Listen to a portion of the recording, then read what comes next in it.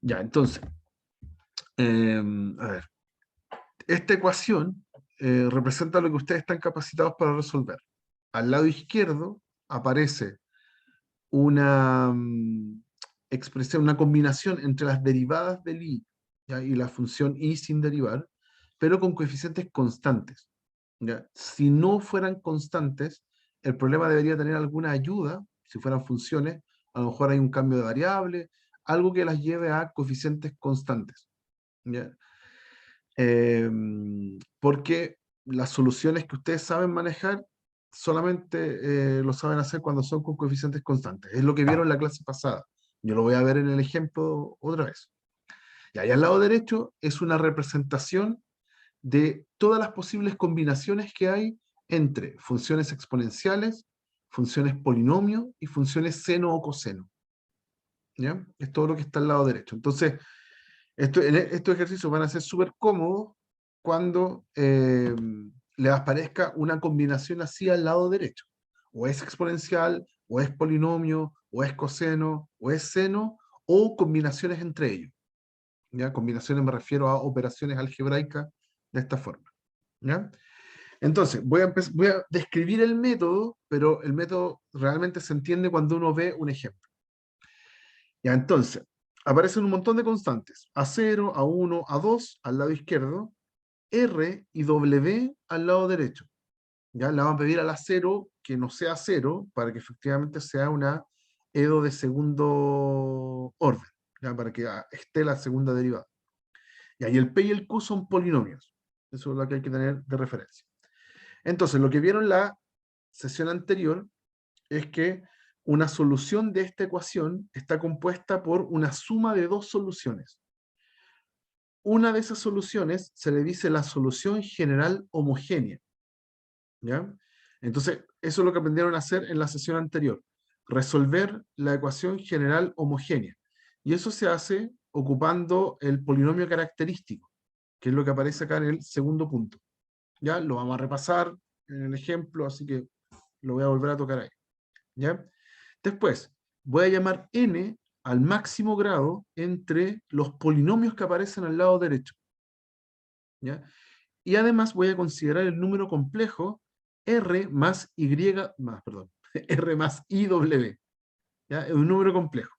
¿Dónde está el r? En la exponencial. ¿Dónde está el w? En el seno y coseno. ¿Ya? Entonces, aquí vienen los... ¿qué es lo que se hace en el test? Si ese número complejo no es raíz de la ecuación característica, la ecuación característica es aquella que me permite resolver la solución, o sea, la ecuación homogénea. Entonces, si no es raíz, entonces una solución particular que yo ando buscando para completar mi solución total tiene la misma forma de lo que estaba al lado derecho con el R y el S polinomios, ¿ya? De grado n que debo determinar de alguna forma. ¿Ya? Si originalmente yo tenía polinomios, ay, me cambié acá. Si originalmente yo tenía polinomios en la ecuación al lado derecho, la solución particular también va a tener polinomios, ¿ya? Pero los tengo que determinar de alguna forma, ¿ya? Y esos polinomios van a tener grado n. ¿Y qué era el n? Era, me devuelvo de nuevo, era el máximo de los grados de los polinomios originales. Eso era el n, ¿ya? Ese es un caso y los tengo que determinar. ¿Cómo los voy a determinar? Uy, no puedo. Ahí sí. ¿Cómo los voy a determinar? Los voy a determinar reemplazándolos en la ecuación. Eso lo vamos a ver después. Y si yo tuviera el caso en que ese número R más IW fuese una raíz de la ecuación característica, y esa raíz con cierta multiplicidad, a lo mejor está repetida, puede tener multiplicidad mayor que 1, entonces eh, la solución particular que yo ando buscando es la misma que antes, pero está antecedida por un x a la alfa. ¿Ya? Y esos polinomios Rn y Sn también los tengo que determinar de alguna forma. Tengo que reemplazarlos en la ecuación y imponer condiciones entonces para poder encontrar. ¿Ya? Así a secas no se entiende nada. Siempre que uno enseña esta parte, acá está como el método descrito, pero es mucho más cómodo entenderlo con un ejemplo. Si no, no tiene harto poco sentido. Veamos, vamos a un ejemplo concreto para poder entender este método. Entonces, ya, aquí deberíamos estar viendo el pizarrón. Dice, resuelve i2' menos 3 por i' más 2i igual a e a la x.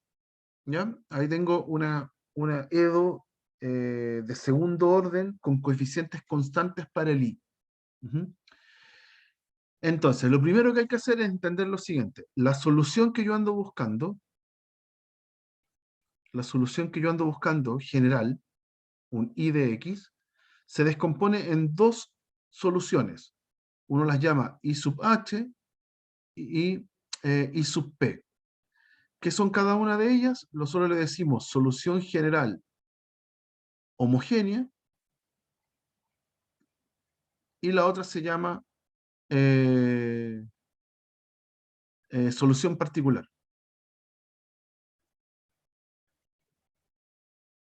¿Ya? Esas son, en el caso de las de segundo orden, entonces, las que tengo que encontrar son una solución general homogénea y una solución particular de la ecuación. ¿Ya? La solución general homogénea, ya lo vieron con el profesor Geraldo, se puede encontrar resolviendo lo que se llama el polinomio característico o la ecuación característica. Resolvemos la ecuación característica. ¿Qué es la ecuación característica? Ya, es tomar, es considerar como las derivadas, como si esto fuera un operador, como que yo se lo estuviera aplicando a un i. Tengo como la derivada segunda, menos 3 veces la derivada primera, más 2 veces nada de derivar. Entonces uno lo puede escribir así. Derivada segunda, menos 3 veces derivada primera, más 2 veces nada por derivar. Eso se lo estoy aplicando a un i. ¿Ya? Y la general homogénea, la palabra homogénea, significa que al lado derecho voy a eliminar la función que aparece ahí. Voy a pensarla como si fuera un cero. ¿Sí? ¿Antonia? Profe, era Ah, tercera, 3 derivada primera o segunda. primera, perdón. Se me cruzó ahí el 2. Ahí sí. La primera, después dice menos t derivada primera. Derivada primera. ¿Sí? Entonces, tengo, ahí sí, ahí está bien escrito. Y esa ecuación me queda una cuadrática. Como es de segundo orden, lo que estamos viendo nosotros, entonces siempre me va a dar una cuadrática. Y esa cuadrática la puedo resolver. Entonces aquí la puedo factorizar incluso. Es d menos 2, d menos 1 igual 0. Y resolví la cuadrática. Me dio d igual 2 y d igual 1. Ahí tengo las dos soluciones. ¿Ok? Entonces, ¿qué es lo que dice la teoría? Lo que vieron en la clase pasada. Que mi solución general homogénea es una constante por e elevado a una de las raíces por x, por ejemplo, a 1 por x, más otra constante por e elevado a la otra raíz de la característica por x, o sea, a 2x. ¿Ya? Y ahí tengo resuelta mi ecuación general homogénea. La homogénea es pensar que acá al lado derecho no está el e a la x, hay un 0. ¿Ya? Y si usted reemplaza esto en la función i, le va a dar 0. ¿Ya? Eso significa homogénea en este contexto. ¿Ya? No tiene que ver con la homogénea que vimos antes, las de primer orden, ¿ya? Las de orden 1. Y eso es todo. La característica es muy sencillo, muy fácil encontrar la homogénea siempre. Lo difícil va a ser encontrar la ecuación, la función particular, el i sub p. ¿Ya? Para eso están los métodos. El de variación de parámetros que vieron en la clase anterior y el que vamos a ver ahora, que es coeficientes indeterminados. ¿Ya? Ahora vamos a buscar el i sub p, la solución particular, por coeficientes indeterminados. Profe, Dígame. ¿hay alguna diferencia si yo coloco la constante 1 por e elevado a 2x? No, Y, no, ese orden, no. Hay que tener ojo con cómo está escrito en las alternativas, ¿no? ¿Ya? Pero tiene que ser una constante por una solución O sea, por e elevado a una solución por x y otra constante por e elevado a la otra solución por x. ¿Ya? Eso en el caso, perdón, esto es para repasarlo. Aquí me dieron dos soluciones reales. Cuando me dan dos soluciones reales, tengo esa solución homogénea. Cuando me da una única solución repetida, tengo otra forma acá, tengo otra homogénea. Y cuando me dan complejos, tengo otra homogénea. ¿Ya? Todo eso está en la clase anterior. Ya aquí yo estoy como repasándolo para este ejemplo nomás. Y da lo mismo el orden. Da lo mismo cuál ponga primero, cuál ponga después. ¿Ya? Ya, ¿qué es lo que pasa ahora? Vamos a buscar la I sub P. Esta es la parte nueva. ¿Ya? Lo primero que vamos a hacer es escribir el lado derecho. Ahora estamos buscando una solución particular de la ecuación no homogénea, con el lado derecho donde cuenta, distinto de cero. E a la x. E a la x lo voy a escribir como esta forma general. Esto que aparecía en la diapo. Voy a devolverme acá, lo que aparecía arriba. E a la rx por un polinomio, por coseno, más otro polinomio, por seno, con una constante w entre medio. Voy a escribir mi e a la x en esta forma. Entonces, vamos con eso. ¿Cómo se escribe e a la x en esta forma?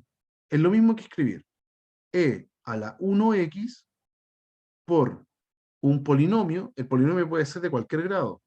Entonces yo voy a poner 1 por el coseno de 0x más 1 por el seno de 0x. Ahí estoy escribiendo el mismo e a la x, pero de esta forma como extensa. ¿Ya? ¿Qué es lo que pasó? Coincide, hay que asegurarse de dos cosas. De que este numerito que puse adentro sea el mismo numerito que pongo acá. Ya en este caso elegí el 0. ¿Ya? Coseno de 0 da 1, por 1 sigue dando 1, y por la exponencial me sigue dando la exponencial. Y el seno de 0 me da 0. ¿Ya? Así que efectivamente todo esto que está ahí me da e a la x. ¿Ya? Lo acabo de escribir de una forma súper exótica. ¿Ok? Entonces, ¿qué es lo que uno tiene que revisar cuando escribe esto de forma súper exótica? Tengo que revisar quién es el número que me quedó acá y el número que puse acá. ¿Ya? Ese es el R más WI. ¿Ya? El R es el que está acá arriba, el W es el que está en el seno y coseno. ¿Ya? En nuestro caso, en este ejemplo, nos está dando que ese número es 1 más 0i. O sea, es 1. ¿Ya? Acabo de encontrar ese número. Entonces se me abren las dos opciones. Ahora reviso si ese número es solución de la característica en el paso 1. Y en este caso sí es solución. Ahí está. ¿Ya? D igual a 1. Es solución de la característica. Entonces, 1 es solución de la ecuación característica.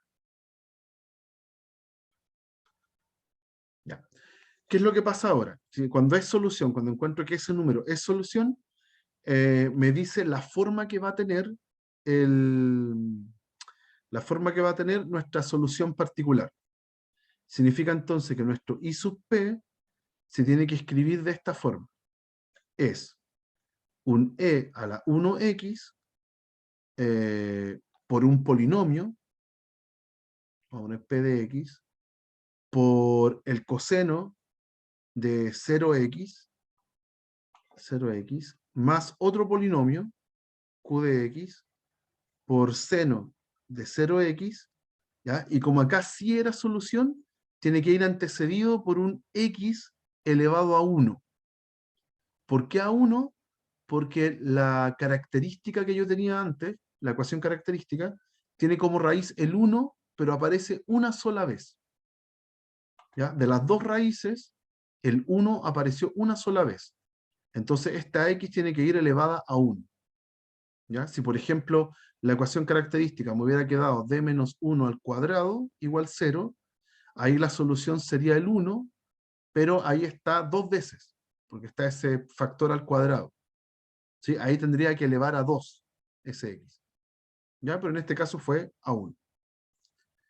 Ya, tengo eso, tengo la forma, ¿ya? Y además, estos polinomios que están acá, tienen que tener el grado como el máximo entre los que puse acá al principio, los que están en rojo.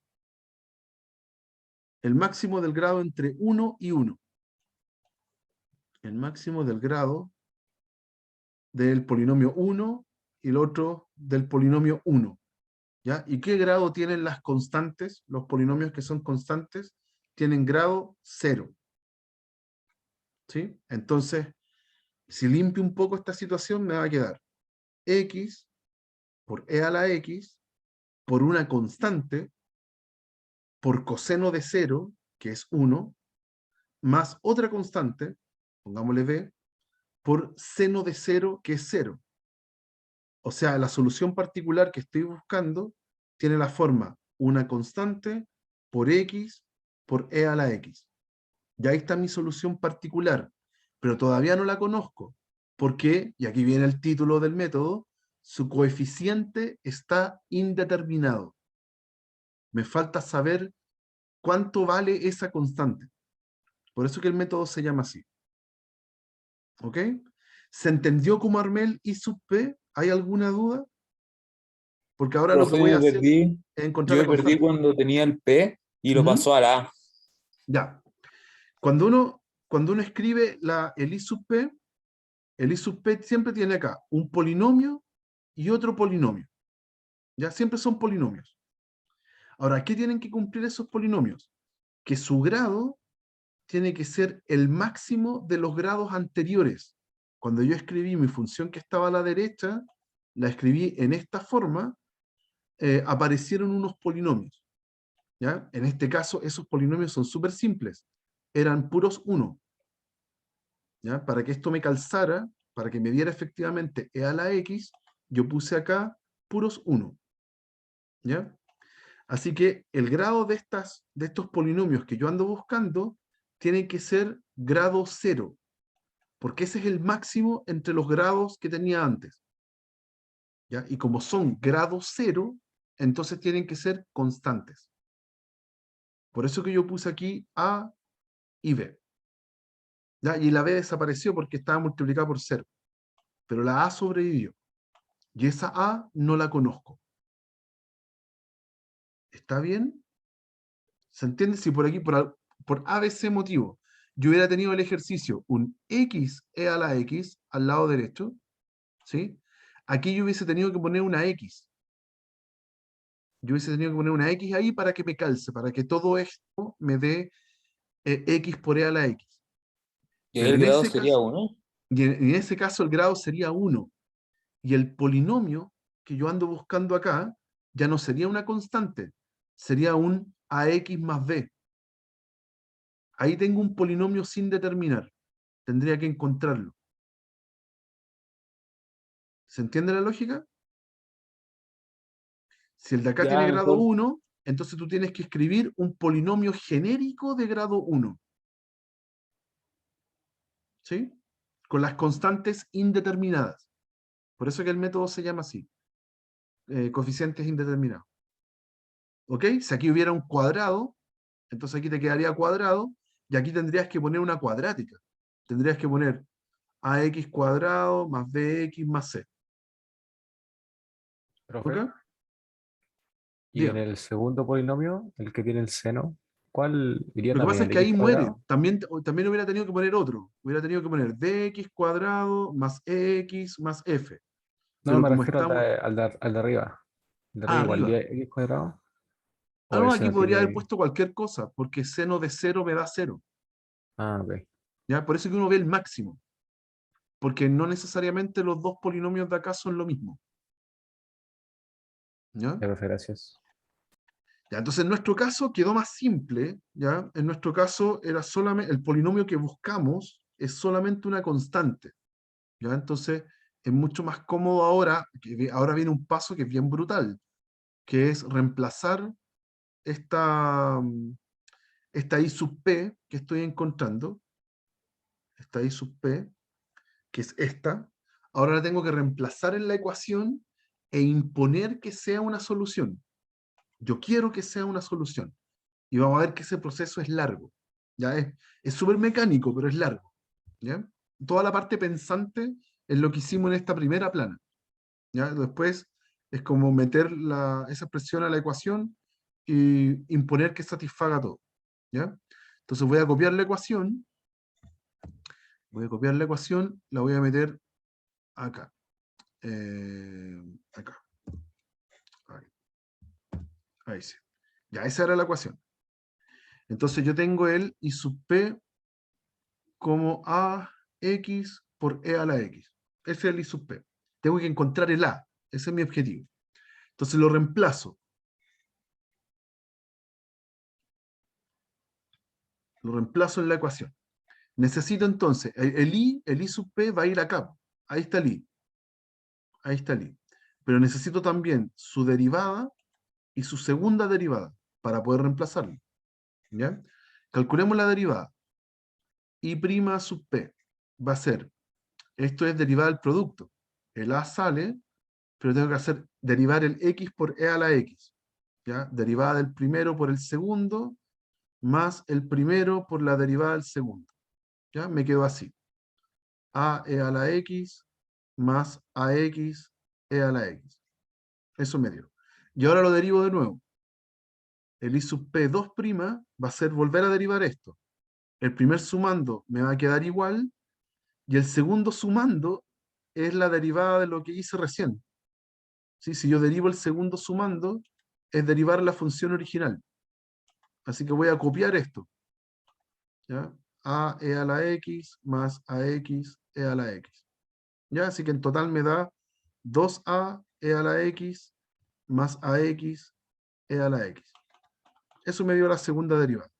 Ya lo pueden hacer a mano, ¿no? A pulso, y les va a dar lo mismo. ¿Ok? Ya, lo reemplazo.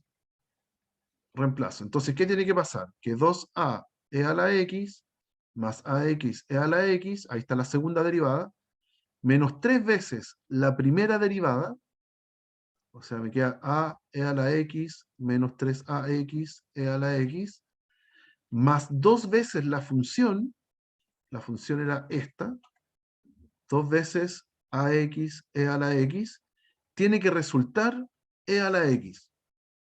Eso es lo que yo quiero. ¿Ya? Y aquí los voy a agrupar. Hay unos que tienen constante por e a la X, que son S, S y nadie más. Me queda menos A e a la X. Y los que tienen X por e a la X, que son S, S y S. Y si uno los revisa, en total da 0. Da justo a X menos 3A, perdón. Sí, está bien, menos 3AX más 2AX. Y todo eso acompaña al e a la X. ¿Sí? Todo eso dan 0. Se fueron. Así que necesariamente, para que se satisfaga la ecuación, me tiene que pasar que este término tiene que ser igual al que está a la derecha. Entonces, el menos A es 1. Por ende, el A es menos 1. Y ahí encontré la constante. ¿Ok? Eso es lo que uno hace en general. No siempre es simple. Aquí quedó cortísimo. ¿Ya? Muchas veces queda muy extenso, con muchos términos, y uno incluso puede armar como un sistema. Imagínate en el caso anterior, imagínense en el caso anterior cuando yo les decía si hubiera sido de grado 1, hubiese tenido que reemplazar un AX más B. ¿Ya? Y ahí sí quedan en dos constantes que hay que encontrar y va a quedar un sistema. ¿Ya? Aquí fue muy fácil porque era una sola constante. ¿Ya? Ya, pues entonces nuestra particular, por lo tanto nuestra I sub P particular es la función menos X e a la X. ¿Ya? Y cuando tengo la particular y ya tengo la homogénea del paso anterior, entonces mi solución general, mi curva solución, va a ser la homogénea, que era C1 por E a la X, más C2 por E a la 2X, ahí está la homogénea, más esta particular, menos e a la x, ¿ya? Con C1 y C2, dos constantes cualquiera. ¿Ok? Y ahí terminé el ejercicio. ¿Ok? Advertencia. Si uno hace mal la parte que teníamos antes, esto que está acá, toda esta revisión que hicimos de ese R más WI, y uno hace mal esto de haberle puesto el X acá, ¿sí? Nosotros seguimos la fórmula y lo hicimos bien. Si uno lo hace mal, cuando yo reemplazo, no voy a poder encontrar el A. Ya nosotros acá tuvimos la suerte, entre comillas, de que había unos términos que se cancelaban. Si no pongo esa X, esos términos no se cancelan y no hubiera podido encontrar el A. ¿Ok? No hubiera tenido sentido esa igualdad. ¿Ok? Es súper importante la parte teórica porque le permite encontrar bien quiénes son las constantes por determinar. ¿Ya? De eso se trata. Profe, Dígame, dígame. ¿por qué uno es solución de la ecuación característica y no dos? No, pues 1 y 2 son soluciones de la ecuación característica. Eso nos permitió encontrar quiénes eran esos exponentes. ¿Ya? Eso es lo primero. Después, cuando ando buscando la particular y escribo el e a la x en esta forma, ¿sí? Ahora yo me tengo que concentrar en un número bien especial. Es un número complejo que está formado por ese número y por este número. ¿Ya? Ahí yo armo lo que en la diapo dice R más WI. En nuestro caso es 1, el que estaba acá, más 0 por I. Y como se busca que sea igual al e de x que está a la izquierda, se busca que sea 1 y no 2. Claro, claro, eso. Lo que uno hace acá en rojo, lo que tengo acá escrito en rojo, es hacer calzar en la función que nos dieron con esta forma de expresarlo de manera general. Ya, y Como esa una, fórmula puede ir variando dependiendo de cómo esté la ecuación característica, ¿o no? no la característica, esa tiene que ir variando según qué función te pusieron. ¿Sí? Nosotros teníamos al lado derecho el e a la x. No, pero si, por ejemplo, las soluciones de la ecuación de segundo grado que estaba antes Ujú. fueran como, ¿cómo lo digo? Imaginarias, al final. ¿Ya? Eso, si fueran imaginarias, lo que te va a cambiar es esto. Te va a cambiar la homogénea. La homogénea queda distinta. Pero esto que está aquí depende exclusivamente de la función que te pusieron a la derecha de la ecuación. Y después lo que uno Ya. hace es revisar el número que se forma, el número complejo que se forma entre eso y ese, parte real, parte imaginaria, y veo si ese número es solución o no de la homogénea. ¿Ya? Si es solución, entonces ese provoca un X aquí. Provoca un X ahí. Y si no es solución, entonces esa X no va. Es para lo único que sirve ese numerito.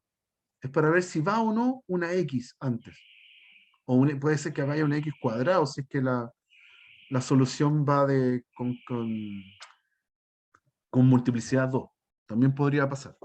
Ya, ¿Ok? pero el e elevado a rx, ese va fijo, ¿no? Sí, pues ese va. Lo que pasa es que, por eso insisto, depende de la función. Y esto es lo que cuesta digerir. Sí, es muy bueno que lo pregunten. Por ejemplo, voy a inventar otra ecuación. Voy a inventar y cuadrado, todo esto es pura paja molida. Y prima menos 4 igual a, ¿qué puede ser? Voy a inventar un x, 3x cuadrado e a la x coseno de x. O no, más simple. Vamos a poner e a la x coseno de 2x. Eso. Ya, imagínense tener esa expresión. ¿Ya? Ya, ese que está ahí, la parte conflictiva es escribir el e a la x. Voy a resolver todo igual. Aquí, ¿quién sería la característica? Sería d cuadrado más 3d menos 4. Y cuando hago eso, ¿se factoriza? Sí, se factoriza. D menos, aquí sería d más 4 por d menos 1, ¿cierto? Así que Profe, la ¿no sería solución... menos 0? Mm, Ah, me comí el i, perdón. Que aquí me falta un i. Sorry. Ahí está bien escrita, ahí sí. Ahí sí. Y claro, pues un 1 por la segunda derivada, un 3 por la primera, y un 4 libre, porque solamente al i le estoy aplicando un 4, un -4. ¿Sí? Entonces ahora factorizo esa expresión y me da d más 4 por d menos 1. Está bien, ¿cierto? Multiplicados dan -4, sumados dan 3. Está bien. Entonces las soluciones de la característica en este caso son -4 y 1. ¿Ok? Entonces eso nos permite encontrar la ecuación homogénea, la solución general homogénea. Eso, la solución general homogénea. Y ahora voy con la particular. Y el primer paso para encontrar la particular es escribir este lado derecho, como esta forma general que aparece en el PDF. Entonces, e a la x coseno de 2x lo voy a escribir como e a la x, o e a la 1x, ¿sí? Por 1 por coseno de 2x más 0 por seno de 2x. ¿Sí? Esa expresión que está ahí me está dando lo mismo que está acá a la izquierda. ¿Ok? Entonces, ¿quién sería mi R más WI? Sería en este caso de nuevo 1 más 2i, ¿Por qué 2? porque es lo que va dentro de coseno o de seno, es el mismo. Y porque aparece en el ejercicio planteado coseno de 2x, nada más. Sí, es solo por eso. Entonces mi número especial acá es el 1 más 2i. Y uno se pregunta, 1 más 2i, ¿es solución de la característica? No, en este caso. En este caso no es. Entonces, ¿qué va a pasar? Nuestra solución que ando buscando, entonces ahora va a ser de la forma e a la 1x por un polinomio por el coseno de 2x más otro polinomio por el seno de 2x y no tiene una x antes. La x que estaba antes ahora no va, porque ese número no es solución de la característica. ¿Ya? Y estos polinomios que estoy escribiendo acá, su grado máximo es su grado es el máximo de los dos anteriores. Entonces vuelven a ser constantes. ¿Sí? En este caso sería A por coseno y B por seno. ¿Ya? Y ahí están. Ese sería mi candidato a solución particular. Ya, aquí sí van coseno y seno, a diferencia del anterior. Aquí sí irían coseno y seno, y tengo que encontrar esas constantes. ¿Ya? Y aquí sería súper largo. Hay que reemplazarlo en la ecuación que está arriba y obligarlo a que coincida con eso. ¿Ya? Aquí da mucho Profe, más largo. Cuénteme. ¿puede repetir lo del 1 más 2i, como dónde va o qué pasó con eso? Que me perdí en eso. Sí, lo voy a hacer. Cuando tú logras escribir esta expresión de esta forma, ¿sí? Fíjate que logré escribirlo como e elevado a una constante por x, por un polinomio, en este caso una constante nomás, fue necesario solo poner una constante, por coseno de 2x más otro polinomio por seno de 2x. Todo eso resulta lo que está acá a la izquierda. Eso es lo primero que hay que lograr. ¿Ya? Y cuando lo logré, cuando lo escribí de esa forma, me tengo que fijar qué número me quedó aquí, qué número me quedó acá.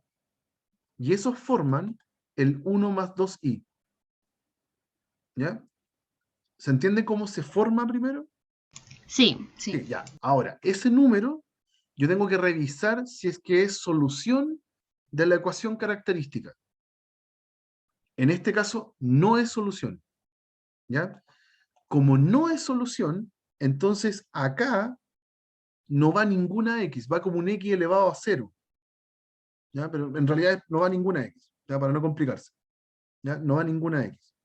¿Ya? Y lo que tengo que encontrar es una generalización de este término. ¿Ya? Lo único que cambia con respecto a este término que encontré es que ya no van el 1 y el 0, sino que van dos polinomios que no conozco. Van dos polinomios que no conozco. Pero el grado de esos polinomios tiene que ser el máximo de los grados que encontré acá. Y como son constantes, bueno, de hecho el 0 no tiene grado, pero el 1 sí. Y el grado de una constante es grado 1. Perdón, grado 0. El grado de una constante es grado 0. Entonces aquí también tienen que ir constantes. ¿Está bien? Profe, Cuénteme. por ejemplo, y en ese caso, ¿cómo quedaría si es que el grado máximo de los dos, por ejemplo, fuera 2? Ah, si fuera 2, entonces aquí iría un a por x cuadrado más bx más c por coseno de 2x. Y aquí iría otro polinomio, dx cuadrado más ex más f por el seno de 2x. Entonces el ejercicio sería más o menos imposible, porque Ya. tendría que reemplazar ahora todo esto adentro de la ecuación, calcularle sus derivadas y terminaría como en 3 años. Pero claro, eso es. ¿Y por qué ahora igual se repite, o sea, se mantiene el coseno de 2x y el seno de 2x? Porque se mantiene siempre. ¿Sí? Si tu expresión original tenía coseno de 2x, entonces no te queda otra que escribir estos términos. ¿Sí? Tiene que aparecer el mismo 2x, el mismo coseno de 2x. Y son los Pero mismos que aparecen acá. el ejercicio anterior nos daba 1 y 0 por el cálculo como del coseno y el seno. Sí, eso, tal cual. Había un seno de 0 en algún lado, entonces ese mataba al b. Me voy a devolver Ya. acá. Acá. Acá abajo, claro, nos quedó el b, ¿cierto? Estaba el b, pero estaba multiplicado por 0, porque aquí apareció un 0. ¿Sí? Entonces no apareció después el b, no influyó. En este nuevo ejemplo, si yo empezara a hacer el proceso, aquí sí influye. ¿Sí? Aquí sí está el b por seno de 2x. Y sería mucho Ya. más largo de encontrar. ¿Ya? Pero esto es muy típico. Este ejemplo se los recomiendo que lo hagan por su cuenta. Háganlo, porque es muy útil practicarlo. ¿Ya? Hay una parte mecánica que hay que hacer que hay que adquirir habilidad, como adquirir velocidad. ¿Ya? Profe, Ujú. y del ejercicio anterior, pero entonces el A1, el 1 viene del porque es coseno de 0. Sí, sí. En el anterior, ¿dónde está? Acá. Ah, Ahí, no, ahí está, este. En el anterior, sí, toda la gracia es expresar ese e a la x como esta sí, forma general. Entonces, claro, para que calce, yo estoy obligado a poner acá 0x y 0x y un 1 acá, y aquí podría haber puesto lo que sea. ¿Sí? Pero estoy obligado a poner estas constantes para que me dé efectivamente e a la x. claro. ¿Sí? Porque Pero si después pongo... abajito en la última línea, ese 1 Ujú. viene del coseno de 0. Ese 1 viene del coseno de 0, sí. Sí, Ya. ese. Sí, sí. Ese viene de acá. ¿Sí? Y el otro 0 viene de acá. ¿Profe? Sí, cuénteme. Entonces el grado máximo ahí sería 0, porque si sería Sí, grado 1 sería ax más b. sí, tal cual. De ahí dice grado 1, grado 1, entonces igual me confunde un poco eso. Ah, verdad, verdad, verdad. Gracias, gracias. Dice grado 1 y la verdad es que es grado 0. Toda la razón, toda la razón. Sí, es grado 0. Sí, le puse Profe, 2 1. Cuéntame, los grados de P y Q pueden ser distintos, ¿verdad? pueden ser distintos. Sí, Ya. pueden ser distintos. A ver, espérame un momento, un momento. No, no, no, no, no, no. Perdón, los que son distintos son los de arriba. Los de arriba pueden ser distintos, pero los de P y Q son el grado máximo de esos dos distintos. ¿Sí? Ya, o Van con sea que grado si igual. en Van con grado P n. es x al cuadrado más 1 y Q es x al cuadrado, ahí estaría bien, porque los grados son Pero iguales. son generales, son genéricos. Si aquí, no sé, yo aquí por alguna razón yo hubiera puesto aquí me hubiera quedado, voy a inventar x cuadrado y aquí x.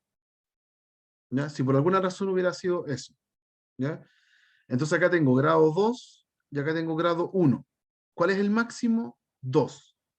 Entonces, ¿quién sería? P de x sería un polinomio de grado 2. Ax cuadrado más bx más c. ¿Y quién sería Q de x? Otro de grado 2. De x cuadrado Ah, ya. más x más f. ¿Ya? Sería otro de grado 2. Es el mismo grado, perdón. Lo había dicho mal al principio. Los que están acá arriba pueden ser distintos. ¿Ya? Pero los que están acá abajo no. El P y el Q son del mismo. En la diapo aparece N. Aparece como grado N. Aquí está. Sea N el máximo del grado de los originales. ¿Sí? Entonces, ¿dónde está? No, acá. Aquí aparecen como R y S. ¿Ya? R y S, ambos tienen grado N. ¿Ya? Los dos. Son los que yo pongo en la solución particular. Ambos tienen grado N. Eso. Hay que practicarlo, ¿ya? Porque es súper, o sea, por más que yo le muestre como, me puedo demorar 2 clases en hacer, no sé, 6 ejemplos, pero hasta que uno lo haga, con uno en específico, no lo van a entender. Ya tienen que meterle mano a esto para que vean cómo funciona, ¿ya? Es bien de... Ah, bueno, y la situación general, por supuesto que esto ustedes pueden ver que se puede alargar mucho, ¿sí? Se puede alargar montones el ejercicio. Entonces hay que tener mucho cuidado, mucha discreción con cuál método voy a ocupar, ¿ya? En la clase pasada vieron variación de parámetros, que es una fórmula para encontrar quién es el I sub P. Es solo una fórmula. Ahora, esa fórmula depende de una integral, de un par de integrales, de hecho. Y si ustedes son buenos para integrar, entonces ocupen esa fórmula, ¿ya? Y si no, entonces coeficiente indeterminado, porque acá no integramos nunca, ¿ya? Aquí solamente derivar, derivar, derivar muchas veces, ¿ok? Y eso es lo que uno tiene que, después de muchos ejercicios, como aprender a deducir. ¿Qué conviene más? ¿Cuál de los dos métodos conviene para el ejercicio que me están dando? ¿Ok? Esa es la Profe, ¿puede lógica. pasar a la siguiente página? Sí, claro, obvio. Eso.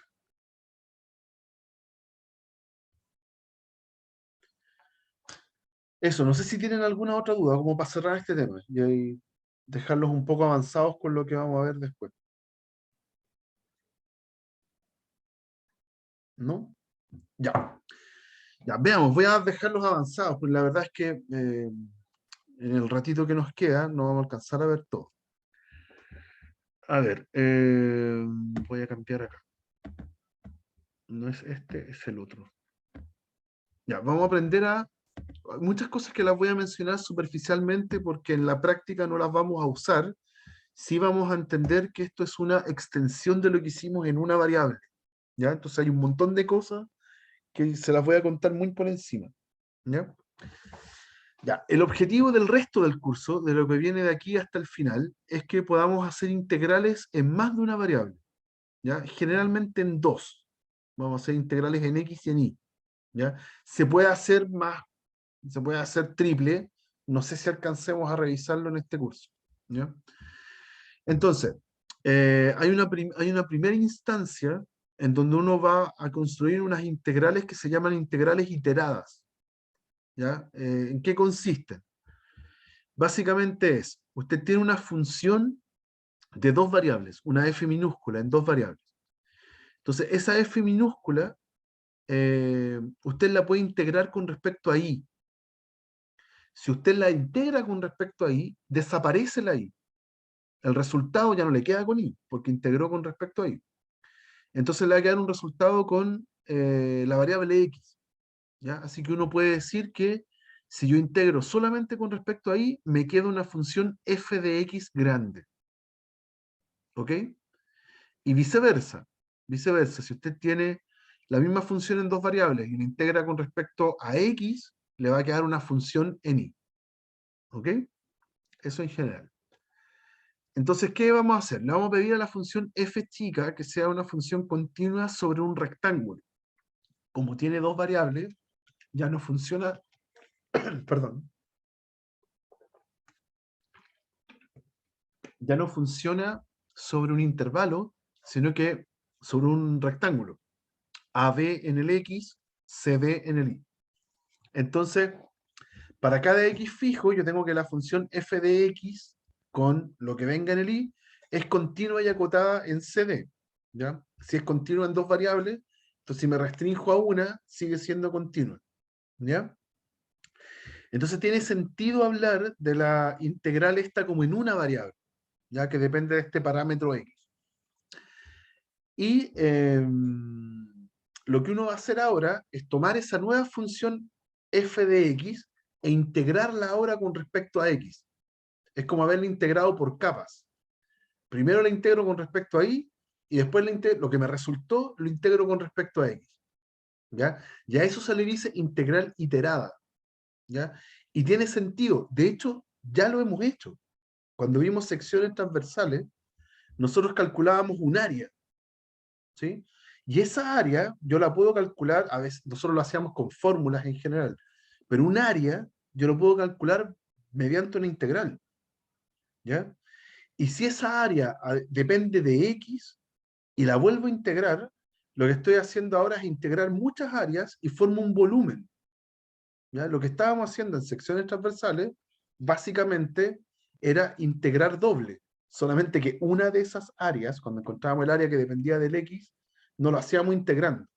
¿Ya? Pero se podría haber hecho así. Entonces, esta integral iterada, integrar en una variable y después en otra variable, tiene una representación geométrica, que la vamos a ver aún más general, ¿ya? En un ratito más.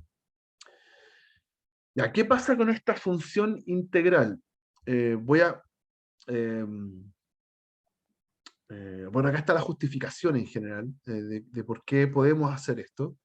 Esta función f de x grande, que era integral todo con respecto a y, esa función cumple que es continua, ¿ya? Cumple que se puede derivar, existe la derivada, y es simplemente meter el signo de derivada parcial con respecto a x adentro, ¿sí? Y se puede integrar. ¿Ya? Hay una justificación. Todo esto que le estoy diciendo como en palabras y que suena muy sencillo, la verdad es que tiene una justificación teórica. ¿Ya? De hecho, tienen nombre estos tres principios, estos tres teoremas. ¿Ya? El que sea continua se llama teorema del paso del límite bajo la integral. ¿Ya? Para calcular el límite de esta función integral, puedo meter el límite hacia adentro. ¿Ok? Para derivar esta función integral con respecto a x, puedo derivarlo de adentro con respecto a x. Y aquí viene la parte importante, la que nos va a interesar a nosotros. Esto de que yo pueda integrar la función, ya aquí está integral de a hasta b, ahí estoy integrando en x, integrar esta función que ya era una integral, ¿ya?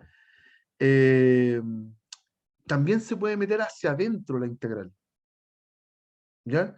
Y si se puede meter hacia adentro la integral, significa que el orden en el que yo aplico las dos integrales da lo mismo. ¿Ya? Esta integral iterada que estamos definiendo ahora, lo que nos está diciendo este teorema, que se llama teorema de Fubini, que es muy importante, me dice que lo puedo hacer en el orden que quiera. ¿Ya? Siempre que mi función original esté definida sobre un rectángulo, ¿ya? El producto cartesiano de dos intervalos. Entonces veamos eso, calculemos algunas integrales iteradas para que vean que al final es exactamente lo que hemos hecho en una variable. ¿Ya? Entonces veámoslo. No, esto es lo que hice recién. Acá. Por ejemplo, voy a hacer estas integrales iteradas. Voy a hacer de 0 hasta 3, de menos 1 hasta 1, la x cuadrado y cuadrado de x de y. Esa integral me está diciendo que primero tengo que hacer la integral con respecto a x. Primero con respecto a x. Entonces el y es constante. Estoy haciendo como una integral parcial. ¿Ya? No se llama así, pero como para entenderlo. Entonces en x el y es constante, así que y cuadrado sale de la integral, y tengo que integrar el x cuadrado, que es x cubo tercios, y lo evalúo entre -1 y 1. ¿Ya? Y cuando tenga ese resultado, después lo integro con respecto a y. ¿Ok? Entonces, evalúo, si evalúo en 1 da 1/3, si evalúo en -1 da -1/3. ¿Ya? Y me quedó claro, desapareció la x. Una vez que integré con respecto a x, la x desaparece y todo me queda en términos de y.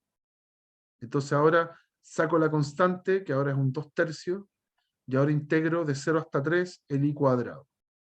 ¿Ya? Entonces, 2/3 de y cubo tercios, evaluado entre 0 y 3, bueno, me va a quedar 2/9 por 27 menos 0. Así que en total es 6. Y ahí termino. ¿Ok? Entonces, esta idea de integrar parcialmente se puede, existe, ¿ya? Y más encima tiene esta lógica de que da lo mismo cuál es la integral que hago primero. Podría haber hecho acá primero la integral en y, podría haber hecho la integral en y primero, y después la integral en x, y me hubiera dado el mismo resultado. ¿Ya? Ahí hay otro ejemplo que lo pueden practicar ustedes por su cuenta, ¿ya? Pero es muy sencillo en general. Si uno tiene una integral que es iterada, todo va muy bien. Entonces la pregunta es, ¿dónde se complica esto?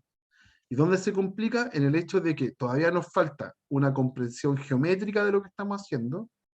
¿Y qué pasa si el dominio ahora de mi función no fuese un rectángulo? ¿Qué pasa si ahora es un conjunto distinto? Una función en 2 variables puede estar definida, no sé, en el plano puede estar definida por una figura así. Ahí están los x, ahí están los y tengo una figura así. ¿Ya? Es distinta. No puedo, ya no me funciona esto de integrar iteradamente porque no está definido sobre un rectángulo. ¿Ya? Entonces, hacia allá hay que avanzar. Para allá vamos. Ya. Entonces, una vez que uno entiende, ¿se entendió esto de las iteradas? ¿Hay alguna duda? ¿Alguna consulta? ¿No? Ya. Una vez que uno tiene comprendido esto de las integrales iteradas, lo que vamos a construir ahora es una versión de la suma de Riemann, pero en 2 variables. ¿Ya?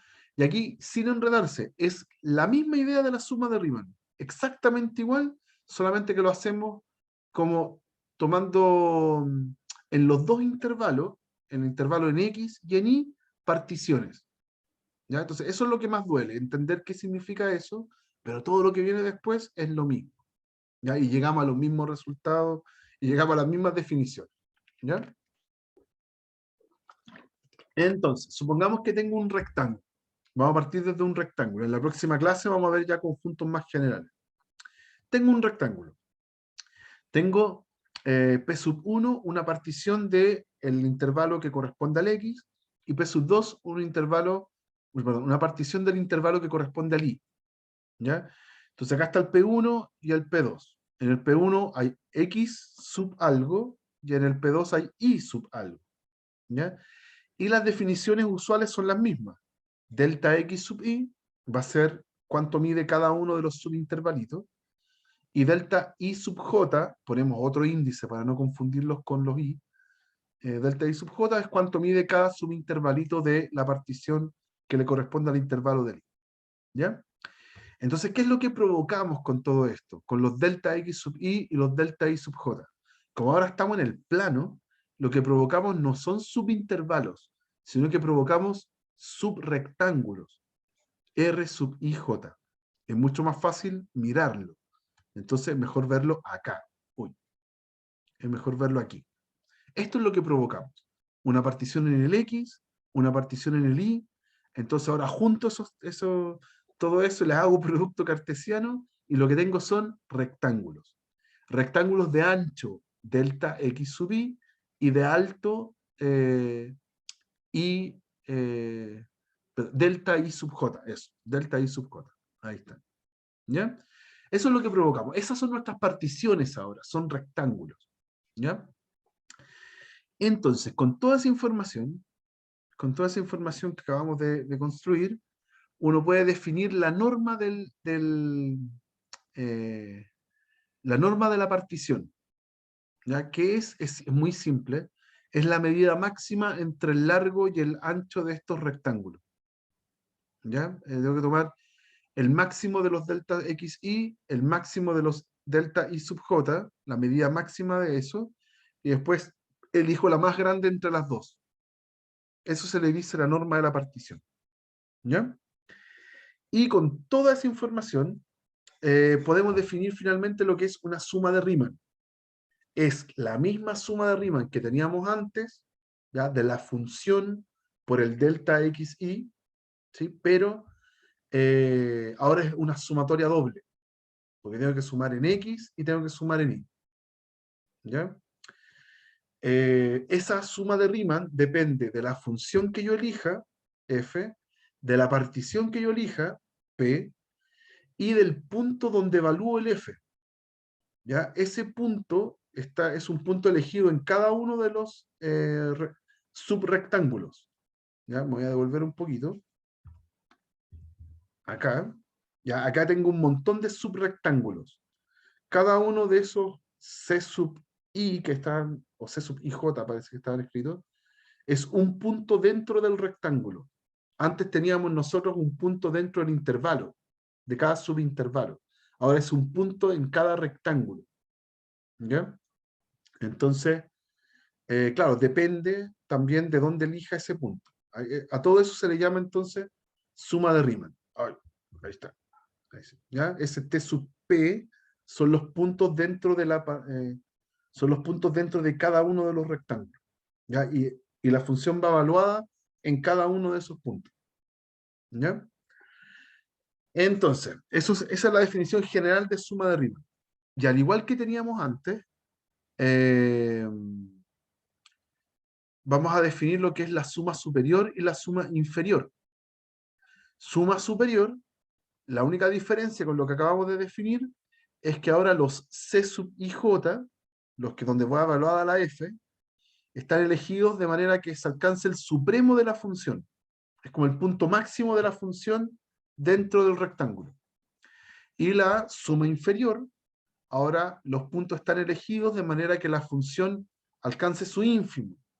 Ya sea uno dice mínimo, o sea, uno para entenderlo dice mínimo, pero hay veces que ese mínimo no se alcanza, por eso que es ínfimo.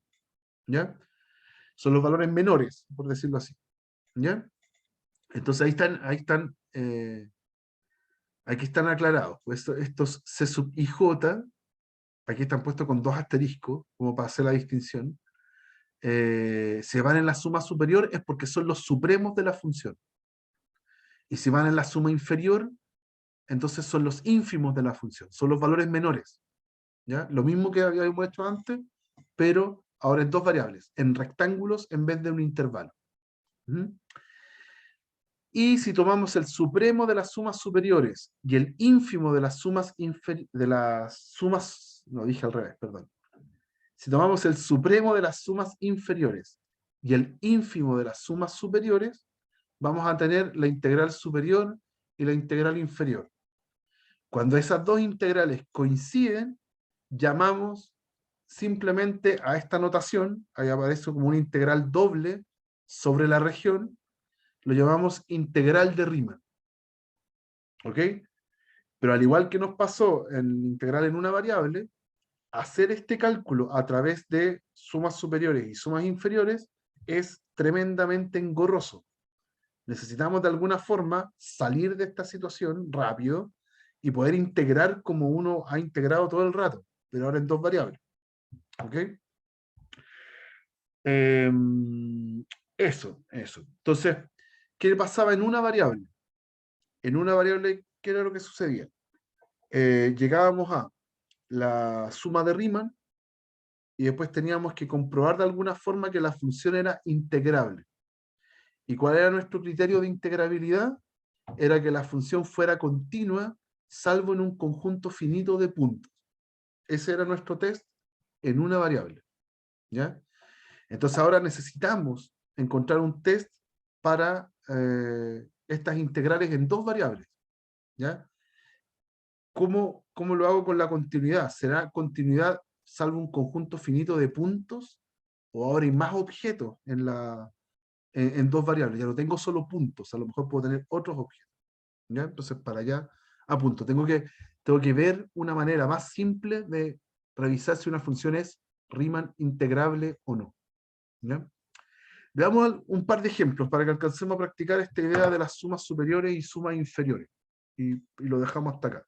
Y la próxima clase vamos a contestar esa pregunta de cómo determinar que una función sea Riemann integrable de mejor manera, ¿ya? Por ejemplo, tengo acá una función, perdón, un rectángulo, del 0,1 hasta el 0,1. Acá está marcado en el gráfico. Y tengo una función muy particular, muy particular, que es 0 si es que estoy tomando pares ordenados que no sean racionales. ¿Sí? Por ejemplo, bueno, y va a valer 1 cuando sí lo sean, cuando esté en el rectángulo, pero ambas coordenadas sean racionales. ¿Sí? Entonces, por ejemplo, esto es solo el dominio, esto es un gráfico del dominio de f. ¿Ya? La f ahora es una función en dos variables. Entonces tiene dominio este rectángulo, cuadrado en este caso, y recorrido en el z, ¿sí? En 3D. Si usted está parado en puntos que tienen coordenadas racionales, aquí se dispara y vale 1, está en altura 1. ¿Sí? Pero si está en puntos cuyas coordenadas son irracionales, entonces vale 0. Y me quedo con un punto abajo. ¿Ok? Entonces, esta función lo único que hace es tomar muchos puntitos, los voy a cambiar de color para que se entienda bien. Va a tener para muchos números racionales, ¿ya? Puntos con coordenadas racionales, hay muchos, hay infinitos. Esta región aquí está plagada de muchos puntitos que tienen puros racionales. Puros racionales. ¿Ya? Ya, para todos esos tipos la función vale 1. Entonces ahora sus imágenes están acá arriba.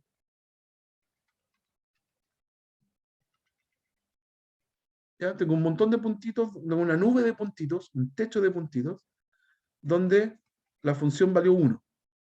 ¿Ya? Pero ahora hay otros puntitos que son de coordenadas irracionales, y los irracionales también llenan acá. Los irracionales también llenan todo el cuadrado. Y para esos irracionales la función vale 0. Entonces todos esos puntitos azules ahora se vuelven rojos. Entonces tengo como dos nubes de puntos. Tengo una nube de puntos a altura 1 y tengo una nube de puntos a altura 0. ¿Ok? ¿Ya? Eso gracias a que los racionales son densos. ¿Ya? En cada intervalo yo puedo encontrar números racionales. Y también puedo encontrar números irracionales. También son densos. Entonces eso es lo que tenemos. ¿Ok? Ya. Entonces, voy a calcular la suma superior. La suma superior es una doble sumatoria de la función evaluada en x sub k, en y sub j, delta x, delta y. ¿Ya? Entonces, ¿qué voy a hacer? Voy a tomar una partición cualquiera. Una partición en x. Y voy a tener una partición en y. ¿Ya? Y me va a formar subcuadrados, subrectángulos en realidad. ¿Ya? Por ejemplo, para un intervalo me va a formar ese cuadrado. Ahí. ¿Ya? Da lo mismo cuál sea la partición, da lo mismo cuál sea, en ese cuadrado yo estoy seguro que va a haber un puntito con coordenadas racionales y otro puntito con coordenadas irracionales. Seguro, seguro. Da lo mismo la partición que yo elija, da lo mismo cuán chiquitita sea, cuán fina sea la partición, siempre va a pasar eso. ¿Sí? Entonces, ¿cuánto vale la función? ¿Cuánto es el máximo al que puede aspirar la función ahí? La función vale 1. ¿Sí? Porque tiene dos chances. O vale 1 o vale 0. ¿Ya? Como adentro sí o sí hay un puntito rojo, entonces tiene que valer 1. Hay un punto donde la función alcanza su máximo. ¿Ya? Y después le sumo los tengo que sumar los delta x y los delta y. O sea, multiplico por eso y después los sumo. N, y acá sumatoria k igual 1 hasta n. Entonces hago sumatoria. Primero tengo que sumar este delta x, no depende de, este es un delta y sub j, pongámoslo así, xi y sub j. Este delta xi no depende del j, así que sale de la primera sumatoria. Nos queda sumatoria desde k igual 1 hasta n de delta x sub i. Y tengo que sumar ahora todos los i sub j, delta i sub j. J igual 1 hasta n. ¿Ya? Si sumo todos los delta i sub j, estoy sumando todos los subintervalos. Todos los largos de los subintervalos. ¿Ya? ¿Cuánto dio? El largo total. ¿Cuánto es el largo total? 1. Así que todo esto que está aquí da 1. Y después ese 1 se multiplica por el delta x sub i. Pero ahora sumo todos los delta x sub i. Y todos entre ellos también me dan 1. Así que la suma total, esta suma doble que estoy haciendo, en total da 1. ¿Ok? Ya, y ahora, ¿importó la partición? No. Va a dar 1, no importa cuál sea la partición. Da lo mismo en cuál partición yo hubiera formado. En cada una de ellas yo voy a tener dentro del cuadradito, voy a tener un punto racional. Da lo mismo la partición. Entonces el ínfimo de estas sumas superiores, que sería la integral superior, ¿ya? De mi función, esto es doble, anotemos la doble, de mi función va a dar 1, ¿ya? Porque siempre me dio 1, no importa la partición, siempre me dio 1. Entonces, ¿cuál es el ínfimo de puros 1? Bueno, 1, no tengo otra chance, ¿ya? Y ahora con la suma inferior, ahora vamos a hacer la suma inferior. Si hago la suma inferior de esto, es la misma sumatoria doble. Aquí puse K, podría haber puesto I. Eso. La misma sumatoria doble, la misma función, pero los puntos ahora los estoy eligiendo de manera que se alcance el mínimo de la función. Este delta xi, delta i sub j. Ahora yo quiero que se alcance el mínimo de la función. ¿Y cuál es el mínimo de la función? 0. La función vale 0. Para cualquier partición que yo elija, en ese cuadradito sí o sí voy a encontrar un punto que tiene coordenadas irracionales. Siempre. Da lo mismo cuál sea la partición. Entonces, aquí voy a tener un 0, y si sumo 0 multiplicado por algo, me va a dar 0. Ya da lo mismo quién es el algo. ¿Ya? Todo eso me va a dar 0. ¿Ya? Y si ahora tomo el supremo de todas estas sumas, esto para toda partición, para cualquier partición. Si yo tomo ahora el supremo de estas sumas inferiores, y el supremo me va a dar la integral inferior, me está dando 0, porque son puros ceros. Cada una de las sumas inferiores son puros ceros. Si tomo el supremo de ellas, sigue siendo 0. ¿Ya? Por lo tanto, la integral superior de mi f me dio distinta a la integral inferior de mi f en dos variables. ¿Ya? Así que mi f no es integrable, no es Riemann integrable. ¿Ya? El superior daba 1, integral superior daba 1, integral inferior daba 0, así que no es una función integrable, no me dio lo mismo por los dos lados. ¿Ya? Y está el problema, pues el problema es cómo ahora, porque esto es súper engorroso, cómo lo hago para mostrar que una función es o no integrable de una manera más simple, no tener que recurrir a las sumas superiores y las sumas inferiores. Y eso lo vamos a ver en la próxima clase. ¿Ya? En la próxima clase vamos a hacer eso, vamos a ver algún ejemplo y vamos a extender esto ya a regiones más generales y vamos a poder integrar en dos variables propiamente tal. ¿Ya? Gracias por la paciencia, muchachos. Sé que perdimos harto tiempo en lo primero, pero era necesario revisar. ¿Ya? Listo, chicos, que estén muy bien. Nos vemos el miércoles. Profe, Cuénteme. tengo una pregunta sobre el cálculo del promedio. ¿El promedio se aproxima si, por ejemplo, quedan 54,66 o queda así? La única que se aproxima es el promedio final. Es el que Sí, uno eso me refiero. aproxima. Sí, sí, ese sí, sí. Ah, o sea, Los ya, si queda parciales no. Por ejemplo, estos que son claro, como promedio de certámenes. Ese no se aproxima. ya, O sea, se solo el aproxima final. solo el final, claro. Ya, ¿Ya? ya, profe, muchas gracias. Ya, Profe, listo, que esté muy bien. Cuénteme. esta clase es para el certamen, ¿cierto? Igual Solamente. entra Ah, para el para el control. certamen. Sí, sí. Esta va a entrar para el certamen seguramente.